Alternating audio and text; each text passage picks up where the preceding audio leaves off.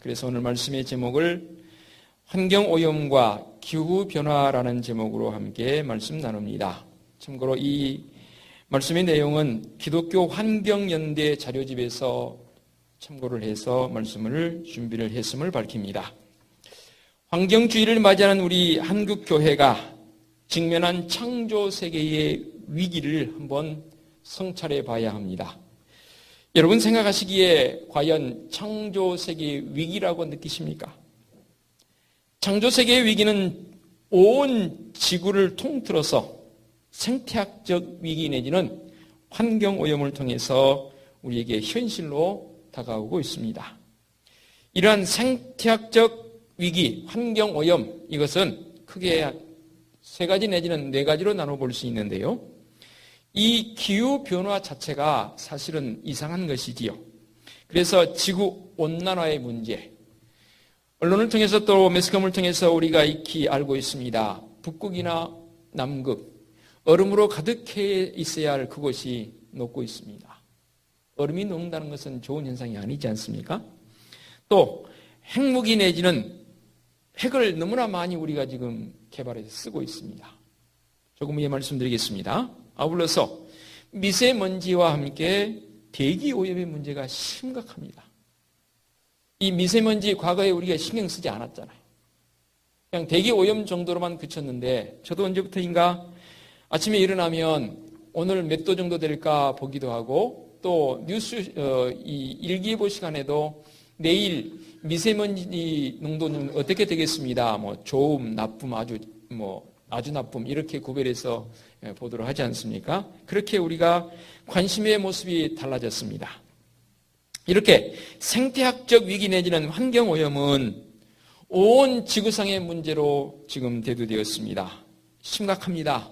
그런데 과연 나는 이 심각성을 얼마나 느끼고 있는가? 우리 일상의 삶 속에서 실천을 통해서 창조세계의 위기를 극복할 수 있는 기회를 만들어 가야 하는데 과연 한국교회가 이 일에 함께하고 있는가? 그래서 에너지 전환의 물결에 동참해야 한다는 강한 의지를 표현해 봅니다. 이게 무슨 말인가? 간략하게 말하면 이겁니다. 지금까지는 우리가 화석 원료를 사용했습니다. 그렇지 않습니까? 화석 원료라 하면 주로 자동차로 말하면 기름, 또 공장에서는 석탄 내지는 연탄 내지는 가스 내지는 이게 모두가 다 땅에 묻혀서 화석화되어져서 에너지로 자원으로 묻혀 있는 것을 개발해서 에너지로 사용하고 있지 않습니까? 이게 좀 심각하니까 언제부터인가 이제 이것이 아닌 대체 에너지를 만들어보자 해서 핵을 사용하기 시작했습니다. 핵하면 자꾸만 무기적 개념으로만 생각하는데 무기만 아니고 지금 우리가 가장 많이 사용하고 있는 전기, 우리나라는 이 원자력 발전에 엄청나게 의존하고 있습니다. 만일에 원자력 발전소가 다 발전을 중지해버리면 아마도 우리 한국의 전기 문제 심각해질 겁니다. 그런데 관건은 뭐냐면 이렇게 에너지를 개발해서 잘 활용하는 것까지는 좋았어요. 굿 아이디어였어요.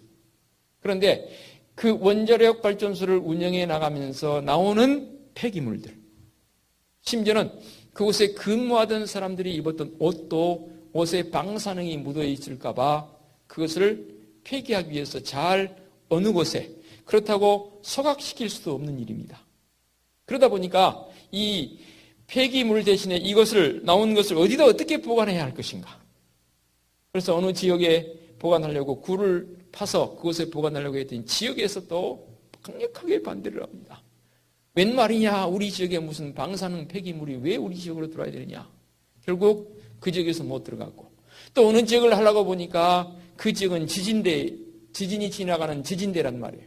만일에 굴을 파서 그곳에 보관했는데 지진이 나서 그 굴이 붕괴돼 버렸다. 그럼 방사능이 밖으로 유출될 것은 너무나 당연한 일입니다. 등등 너무나 심각한 위기적 상황에 처해 있습니다. 그래서 이제 에너지 전환을 해야 된다. 화석 원료도 아니고 핵 원료도 아니고 과연 무슨 에너지로 전환을 해야 하는가? 하나님께서 우리에게 주신 이 아름다운 우주적 관점에서 봤을 때 태양 에너지. 그래서 그것을 개발해야 한다 해서 지금 많은 지자체에서 태양광을 설치하고 있습니다. 얼마 전에 제가 뉴스를 통해서 보니까 한국 굴지 기업이 일본까지 건너가서 골프장, 그 넓은 골프장이 폐쇄됐는데 그곳에 태양광을 설치를 해서 어마어마한 태양 에너지를 만들어내는 그런 광경도 저는 봤습니다. 그래서 우리 교회도 사실은 이 일에 동참하고자 하는 마음을 가지고 있습니다. 우리 교회 건축을 새로 했지 않습니까? 그래서 지붕에 태양광 에너지를 설치할 수 있는 여건을 지금 제가 해보려고 여러 군데 견적을 지금 의뢰를 해놨습니다. 그래서 적합한 것이 우리가 맡게 되게 되면 한번 당회를 거쳐서 또 우리 성도들을 의견을 물어서 이 부분도 한번 했으면 싶은 생각이 들어요. 그러나 초기 비용이 조금 많이 들어가요.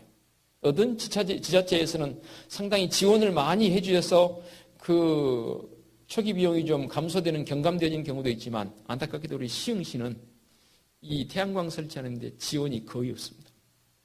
심지어는 좀 다른 의견이긴 하지만 아이를 낳는데 어떤 다른 지자체에서는 굉장히 많이 지원을 해주는데 시흥시는 겨우 20만 원 줘요. 그러니까 아이를 안 낳으려고 그래요. 그것 보고 아이를 낳는 건 아니지만 그렇죠?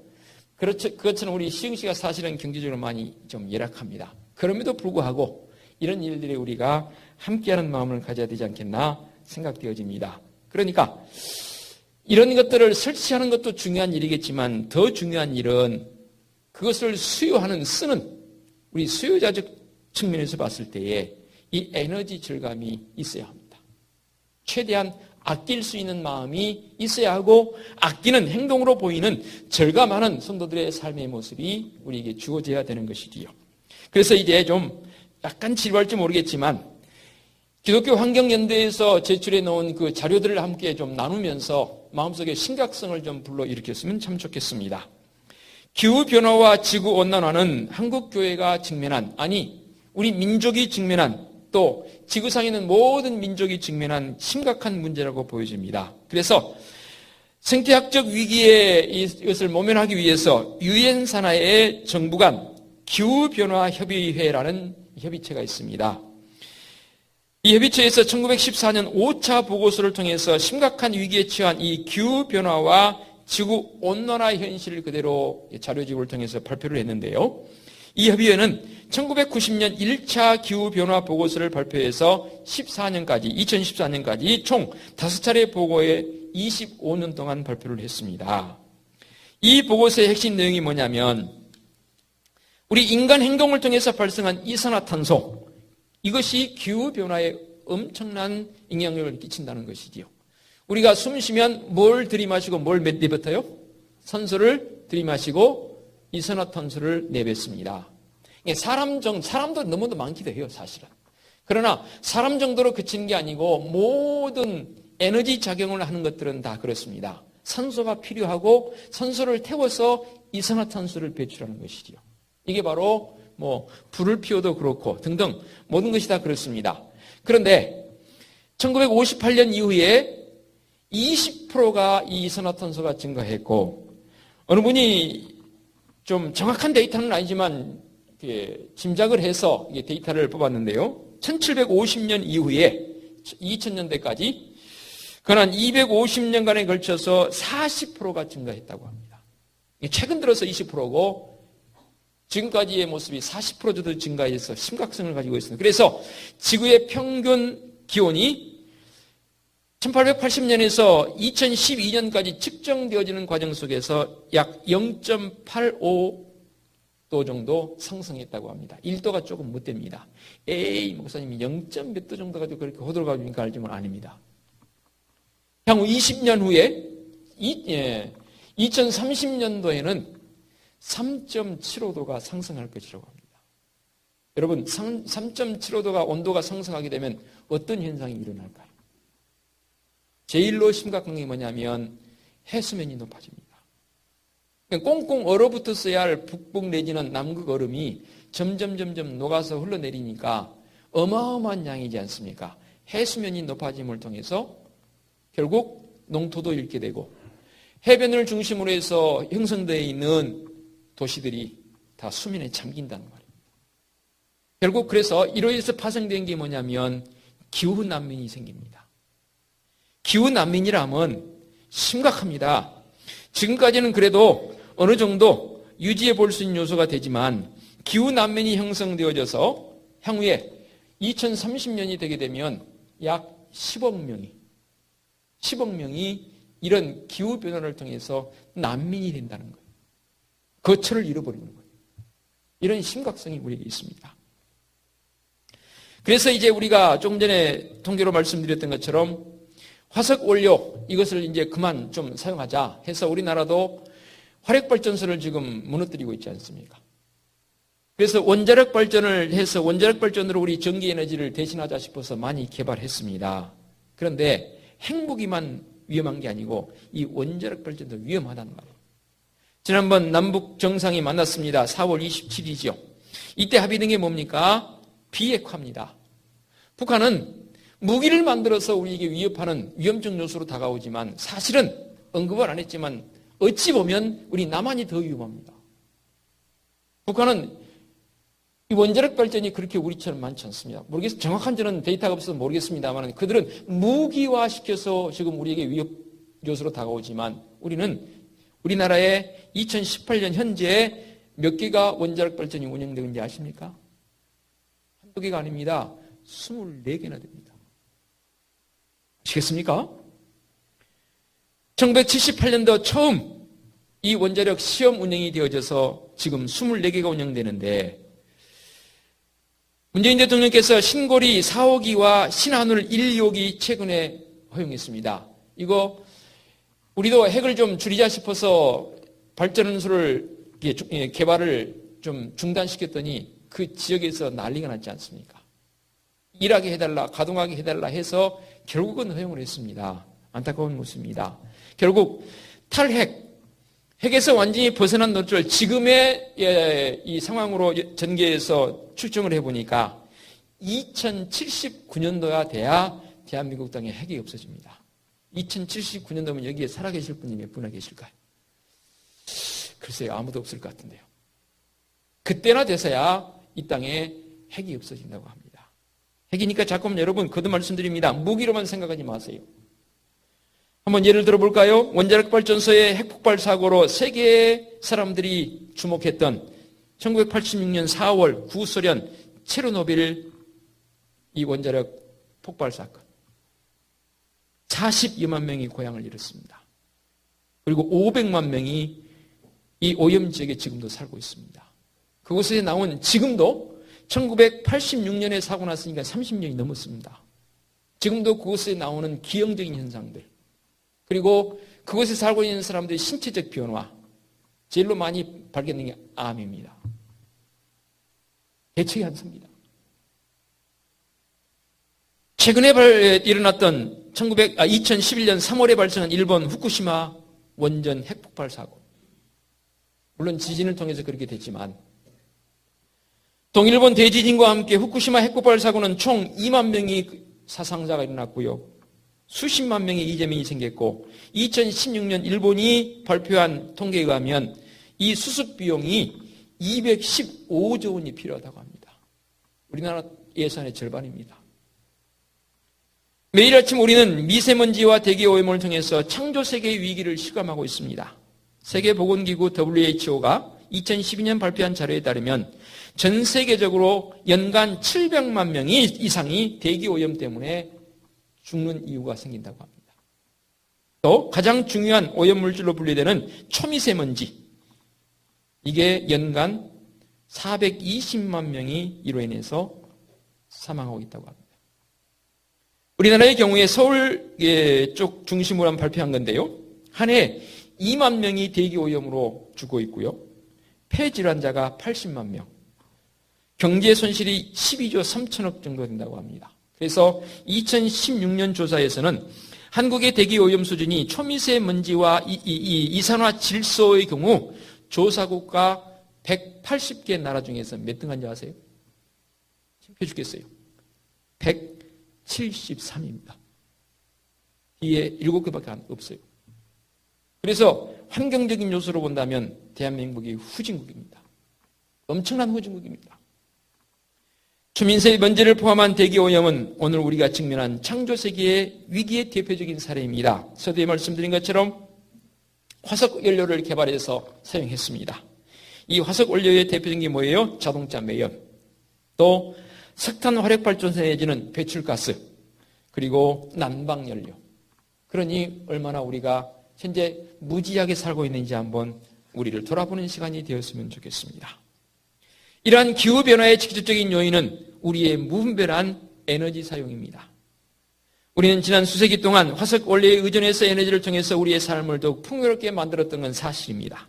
그렇지만 화석 에너지는 지구적인 이 기후변화와 함께 미세먼지로 가득한 대기오염의 문제, 수백 년간 사라지지 않는 이 플라스틱 쓰레기로 인한 토양과 수질오염의 문제, 화석에너지 문제를 해결할 수 있을 것이라 생각해서 핵에너지를 개발했는데 엎친 데 덮친 격으로 이 핵에너지를 통해 주어진 피해는 한 번 사고가 나면 걷잡을 수가 없습니다. 우리나라에 원자력 발전소가 24개나 운영되고 있습니다. 우리나라도 이제는 지진 안전지대가 아닙니다. 어느 지역이 될지 몰라도 한번 지진이 흔들어버리면 핵발전소 폭발 사고는 부지중에 일어납니다. 어찌해야 할까요? 과연 우리가 당면한 기후변화의 위기를 넘어설 수 있을까요? 화석에너지와 핵에너지가 아닌 대한에너지를 찾을 수만 있다면 좋겠다 싶어서 찾은 게 바로 지금 태양광 에너지를 활용하려고 하고 있습니다. 사실 이도 지금 초기 단계이기 조금 위험 부작용이 있을 것 같아요. 그러나 화석이나 핵보다는 조금 더 안전성은 있지 않을까 생각이 되어집니다. 자, 오늘 말씀 속으로 들어갑니다. 이런 위기적 상황에 처한 우리에게 하나님의 온전한 뜻이 어디 있는지를 우리가 보별해 갈 수 있는 믿음의 성도였으면 좋겠습니다. 오늘 말씀에 호세아 선지자가 활동했던 시대의 모습이 나옵니다. 그때가 언제냐면 북이스라엘은 20년 남짓한 시기 속에 6명의 왕이 바뀝니다. 그 가운데 4명의 왕은 암살을 당하는 정치적 위기의 상황이 처했습니다. 그 와중에 주변 국가인 아수르는 혼란에 빠진 이 북이스라엘에게 조공을 요구했고 경제가 약하고 국가가 약하기 때문에 조공을 바칠 수밖에 없는 상황, 그리고 영토를 빼앗긴 거나 마찬가지인 결국은 722년에 이 아수르에 의해서 북이스라엘 멸망당하지 않습니까? 멸망당하기 전 이 북이스라엘의 모습, 그때 거짓 선지자들은 자꾸만 이 왕 주위에 있는 예언자들은 왕에게 이렇게 말합니다. 왕이시여, 자신감을 가지십시오. 그러니 더욱 다른 열강들에게 힘을 더 빌리시고 그들을 의지하십시오. 그리고 이 북이스라엘은 우상이 팽배한 나라가 되어버렸습니다. 말씀을 살펴보면 당시 많은 예언자들이 왕의 곁에서 두려워하지 말라며 왕의 성공을 확인해주는 우호적인 예언만 합니다. 즉 아부성 예언을 하는 것이지요. 근데 호세아 선지자는 이 왕궁의 거짓 예언자들과는 다르게 강대국의 힘에 의존하는 왕과 정치 및 종교에 대해서 비판적인 예언을 합니다. 그리고 호세아 선지자는 북이스라엘 위기를 벗어날 수 있는 길은 묵은 땅을 기강하고 정의를 선포하십시오. 그 길만이 이 백성이 사는 길입니다. 그래서 오늘 말씀의 본문이 바로 그겁니다. 너희가 자기를 위하여 공의를 심고 인애를 거두라. 너희 묵은 땅을 기경하라. 지금이 곧 여호와를 찾을 때니 마침내 여호와께서 오사 공의를 비처럼 너에게 내리시리라 라고 말씀하십니다. 그렇습니다. 믿음의 성도들이 바로 하나님의 약속 앞으로 나오는 겁니다. 내가 너와 함께 하리라 했고 말씀의 법을 따라 살 것을 우리 하나님 말씀하실 때에 내가 이 말씀의 법을 따라 나아가면 내가 흥왕하리라, 내가 형통하리라 라고 말씀했음에도 불구하고 왕을 비롯해서 온 백성들이 하나님의 말씀의 법대로 살지 않습니다. 하나님을 의지하는 것보다는 주변에 있는 힘이 강한 나라들을 의지합니다. 하나님 제1지로 살아야 할 사람들이 우상을 섬기며 우상 앞에 절하고 그 우상들에게 요구하고 있는 안타까운 모습 아니라는 거죠. 하나님께서는 호세아 선지자에게 이스라엘에 직면한 위기의 본질이 단지 정치, 외교, 군사적인 문제가 아니라 하나님을 찾는 일, 하나님의 정의가 사라진 것에 있음을 깨닫게 해주셨습니다. 그런데 왕을 비롯한 백성들은 아랑곳하지 않습니다. 묵은 땅을 갈아엎어야 합니다. 강대국에 의존하고 이방 종교를 따르는 생활로부터 벗어나는 일입니다. 기존의 관습과 익숙한 생활을 벗어버려야 합니다. 오늘 우리가 직면한 에너지 위기 역시 호세아 선지자의 시대적 위기와 다를 바가 없습니다. 어떤 이들은 기후변화의 위기가 과장되었으니까 두려워하지 말라 하면서 기후변화는 저절로 해결될 것이라고 말들 합니다. 또 어떤 사람은 익숙하고 편리한 화석에너지, 핵에너지로부터 벗어나는 일은 불가능하다고 말하며 대책을 세우는 일을 외면합니다. 또 어떤 사람들은 당장의 상황을 모면하는 근시안적 대책을 세워서 위기를 벗어나려고 합니다. 하지만 오늘 우리가 직면한 이 기후변화의 위기는 묵은 땅을 갈아엎고 정의를 심는 이 일이 아니고는 해결할 방법이 없습니다. 그러면 묵은 땅을 갈아엎는 행위는 뭡니까? 화석에너지, 핵에너지에 의존해 살아가는 우리의 삶을 돌아봐야 합니다. 우리의 과도한 화석에너지 소비로 인해서 기후난민이 얼마 안 있으면 10억 명이 생길 거라고 예측하고 있습니다. 지금 우리는 어떤 상황에 처해 있습니까? 무엇을 어떻게 갈아엎어야 합니까? 우리의 사고 자체를 먼저 전환시켜야 합니다. 아니란 우리의 모습을 여러분 갈아엎어야 합니다. 제가 자꾸만 여러분들에게 새벽을 깨면서 기도 좀 합시다 하니까 여러분들이 그러더라고요. 목사님 시대에 반영한 소리를 좀 하세요. 요즘 시대가 어떤 시대입니까? 젊은 친구들은 밤늦게까지 불 켜놓고 1시, 2시, 3시까지 잠도 안 자는 시대에 새벽기도 나오라 그러면 잠은 언제 자고? 그러니 피곤하니 제발 좀 그런 소리 좀 하지 마세요. 그런 분도 제게 직접적으로 말씀하시더라고요. 세상 사람들이 말하는 시대에 계속 따라가시겠습니까? 그렇게 사시겠어요? 왜 우리에게 새벽을 깨우라 할까요? 저녁에 좀 일찍 주무시면 안 되나요? 물론 일이 바빠서 어떤 분들은 9시, 10시 퇴근하시는 분도 있긴 해요. 예외적인 상황이 있을 수도 있지만 매일 우리가 그렇게 살아가면서 야행성 우리의 생활이 되어지면서 새벽 좀 깨우라니까 그거 좀 부담 좀 안 주고 나온 사람 나오고 아니면 할 수 없고 한 식으로 좀 목사님 편하게 하면 안 됩니까? 라고 제게 말씀하시는 분도 있어요. 알아요, 마음이. 그러나 왜 자꾸만 우리의 이 묵은 마음을 기경하는 갈아엎고자 하는 결단은 없나요? 진짜 하나님 앞에 영적으로 깨어 주님의 은혜를 구할 때가 지금 아니던가요? 그럼 목사님 꼭 새벽에만 나와야 됩니까? 새벽이 제일 좋잖아요. 밤기도 좀 만들어서 기도했더니 휘지부지 돼버려요. 처음에는 열정을 가지는데 자기 생활 따라서 어디는 들쭉날쭉. 그래서 결국은 없어졌습니다. 제일 좋은 것은 좀 새벽을 깨우며 우리의 생각을 기경하자고요. 생각을 갈아엎자고요. 바로 환경적인 관점도 마찬가지입니다. 너무 우리가 익숙해 있습니다. 너무 만연해 있습니다. 갈아엎어야 합니다. 그리고 정의를 심어야 합니다. 생각만으로 여러분 머물러 있으면 안 됩니다. 행동으로 옮겨야 합니다. 이게 바로 정의를 실천하는 것 아니겠습니까? 우리나라는 기름 한 방울 나지 않는 나라입니다. 돌이켜 생각하면 우리는 화석연료를 생산하는 다른 나라들보다 재생에너지를 확대할 유리한 조건에 처해 있는지 모르겠습니다. 그러므로 이제 말씀을 마무리하면서 환경오염과 기후변화에 대해서 민감해야 할 성도들이 실천해야 할 사항들 몇 가지만 말씀드리겠습니다. 먼저 여러분이 제게 말씀하세요. 우리 교회 종이컵을 너무 많이 사용해요. 여러분 예배당 들어오셔서 커피 자판기를 돈을 안 넣고 그냥 뽑아 드시게 해놨더니 이 종이컵이 너무너무 많이 돌아다녀요. 그 옆에다가 또 그냥 쉽게 음료, 물 마실 수 있도록 종이컵을 넣어놨더니 이 종이컵을 가지고 아이들은 또 장난까지 치네요. 가지고 나가서 물 부어서 밖에서 아이들이 놀이하고 있어요. 아이들 탓하는 게 아닙니다. 우리 어른들 탓입니다. 그래서 저도 이 말씀을 준비하면서 얼마 전에는 제 컵을 가지고 가서 커피집 가서 컵을 주문했으면 100원 깎아주더라고요. 그리고 오히려 종이컵 들고 온 것보다는 내 컵을 들고 와서 커피 주세요 하니까 컵을 좀 큰 걸 가지고 있는 다 줘요. 안에 가득 줘요. 그잖아요. 그렇죠? 커피 좋아하니까 조금 마시는 분보다 많이 마시는 기분도 좋더라고요. 여러분 어떡할까요? 종이컵 좀 전략하십시다. 그리고 작을지라도 여러분 가방에 개인컵 가지고 다니면 안 될까요? 목사님 촌시할 게 뭐 그런 것까지도 요청하십니까 할지 몰라도 그랬으면 좋겠어요. 그렇죠? 종이컵 좀 아끼십시다. 하실 수 있죠? 한 가지 더, 아니 2가지 더. 지금 이 예배 마치면 식사해야 됩니다. 잔반 처리가 너무 힘듭니다. 드실 만큼만 가지고 가시면 안 되나요? 딱 보기에 맛이 없어 보이면 그냥 가져가지 마세요.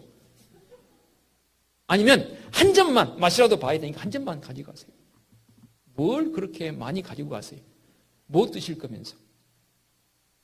그리고 우리 교회에 와서는 조금 배부르게 먹는 것보다는 시장기만 면한다는 그런 개념으로 식사했으면 좋겠어요. 여러 사람이 모이니까 더 맛있어요? 그래 많이 드십시오. 그러나 그럼 남기지 마세요. 남기지 마세요. 언젠가 한번 제가 우리 성장님 통해서 감시 한번 하라고 저쪽 교회에 있을 때 한번 제가 지시한 적이 있죠.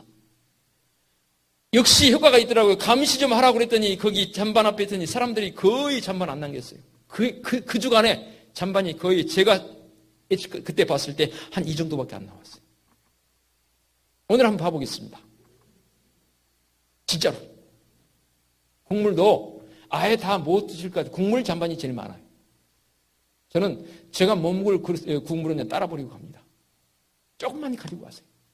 그리고 다 드세요. 아셨죠? 한 가지 더. 차량 문제 어떡할까? 그래서 제가 고민을 많이 했습니다. 사실은 환경주의를 다가오길래 지난주에 광고해서 오늘 차량 없는 날로 만들어 볼까? 했어요. 제가 작년, 재작년에 환경주의를 안 지켰습니다. 교회 건축하느라 여건 여의치 않았어. 오래 지키면서 한번 만들어 보는 그건 제가 안 하겠습니다. 대신에 차를 끌고 다니는 것 대신에 올해 그것도 이달에 16일 날 이제 드디어 뭐가 개통되나요? 지하철이 개통됩니다. 원거리에서 오신 분들 이제 대하역에서 내리시면 우리 교회까지 걸어오는데 3분이면 걸어옵니다. 한 200m밖에 안 됩니다.